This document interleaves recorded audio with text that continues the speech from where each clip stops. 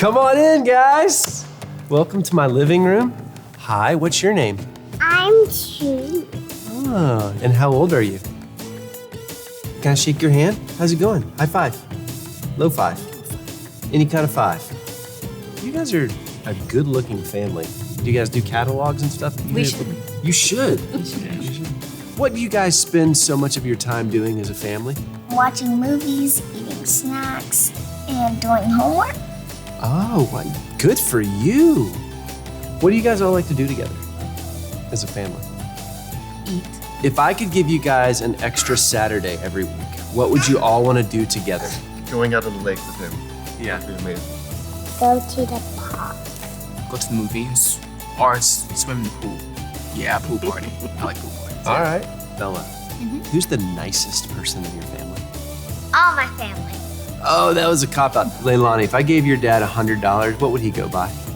A new house. Oh, ooh, a nice one at that.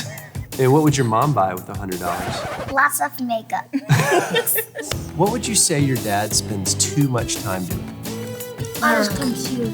We're spending too much time on Snapchat. What about your mom? What does she spend too much time doing? Talking to her sisters. Okay, what about your mom? What does she spend too much time doing? Things like making sure we're okay. She can You're clearly the best person in this family.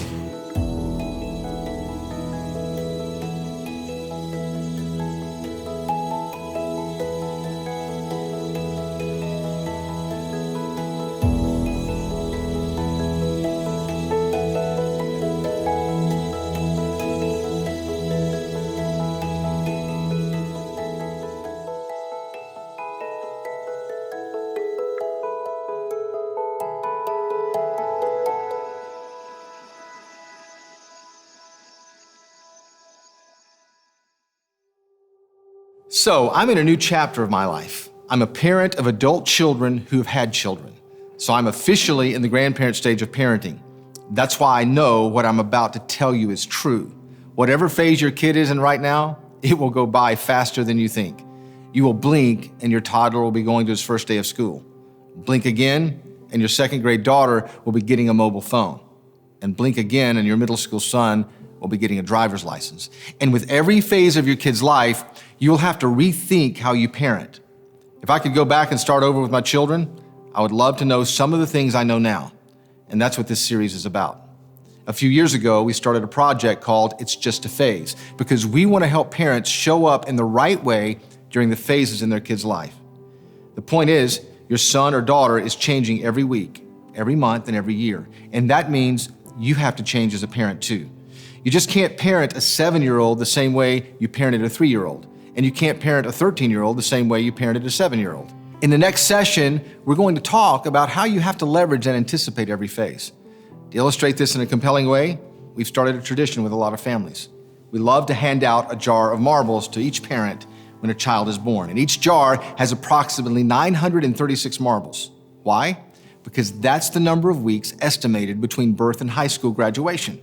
Parents and leaders are challenged to reduce the marbles to the actual number of weeks each child has left in their home. Then they're given a simple assignment. Remove 1 marble each week as a reminder that they have a limited amount of time with their kids. The practice of losing marbles has had a strange effect on a number of families. It illustrates the collective value of time. It helps them see what we would say happens when you spend time with a kid over a period of time. This simple visual helped them readjust their priorities. It made each week matter a little more. It reinforced a simple principle. When you see how much time you have left, you tend to get serious about the time you have now. It's actually why Moses said, "Teach us to number our days so that we may have or gain a heart of wisdom." Do you know what a heart of wisdom is? I don't either, but it's better than being stupid. Think of this as a kind of visual countdown clock. If you've ever watched a basketball game, you get what I'm talking about, right? The countdown clock can start having a strange effect on the players and fans. Have you ever noticed how intense and serious the game gets when you get closer to the end? The countdown clock has the potential to affect everyone's focus and concentration, because there's something about putting a number to the actual weeks you will have with a kid or a teenager that helps you see your time in a smarter way. The power of this illustration is that it reminds you of two things that are both true at the same time. First of all, every week matters. What you do this week in your kid's life is important. Every week is important because you only have a limited amount of weeks in their life. But a second principle is also true. You don't have to do it all in a week.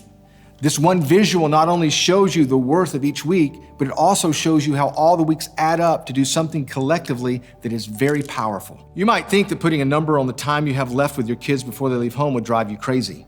But in a sense, it can keep you from panicking.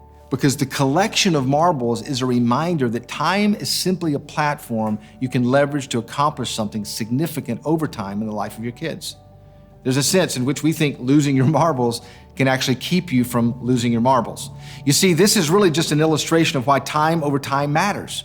You don't have to make every second count when you understand that how what you do this week is connected to what you do next week, and the next week, and the next week. Think about it this way. Time was created, right? If God made time, then obviously time has a purpose. It's no accident that the Earth spins on its equator at approximately 1,000 miles per hour as it moves through space at a speed of 67,000 miles per hour. It's no accident that the sun rises and sets with mathematical accuracy and that the seasons change. The entire universe has a predictable rhythm. The cosmos works together like gears on a clock. And if we can read it, we can evaluate and predict how things grow, change, and age. So it just seems obvious that time exists for a purpose. Have you ever stopped to think that maybe God established time as a platform so he could communicate something so complex that it needed to be presented strategically over time? I mean, why didn't God send Jesus to fix the problem of sin as soon as Adam and Eve ate the fruit in the garden? He could have resolved the issue then and there, but he waited. He used time. He gave Abraham a son. He let Joseph sit in jail. He sent Moses to deliver a nation. He let a nation wander in the desert for decades. Have you ever thought about why? It was as if God decided, I can help you understand something with time that you could never really understand in a moment. You see, there are aspects of God's nature, secrets about life, codes to the universe that are so intricate, they simply take time to decipher. And if a Heavenly Father uses time to clarify and solidify certain values in our heart over time, then how we use time over time may be the best way to cultivate what matters in the hearts of our own children as well. In other words, some of the most significant gifts you can give your children is what you give them over time. And during the next weeks, we're going to invite you to lose your marbles in a very strategic way. We want to help you leverage your time effectively during each phase of your kid's life, to help you use your weeks to give your son or daughter the right kind of emotional building blocks, to help you have critical conversations about sex, technology, and faith, to set them up to become responsible and productive adults. It's not just 936 marbles, it's your time. For example, if a kid is 9 years old, you've already lost half of your marbles. You're down to 468 marbles. It also means you only have 312 marbles before they get their driver's license. Trust me, when they start driving, things will really pick up speed. After that, you only have 4 more summer vacations with them before they probably move out. You didn't know that, right? One day your kids will actually move out. I tell new moms to put a suitcase in their baby's nursery the day they bring them home from the hospital. Why? Because the sooner we start acting like we are packing their bags, the more serious we will get about the time we have. We're not raising kids, we're raising adults, and we need to act like they really will move out one day. I mean, they will still speak to you occasionally, probably. You will still see them during some holidays, but it's never really going to be the same again. No, I'm not trying to depress you. I'm just trying to illustrate how fast it really goes and to raise the bar a little on what happens this week. So what you do over time will create a positive pattern. And what you do over time will make a greater impact. And what you do over time will give you a deeper relationship. So just remember, the ordinary things you do can make an extraordinary difference when you do them over time.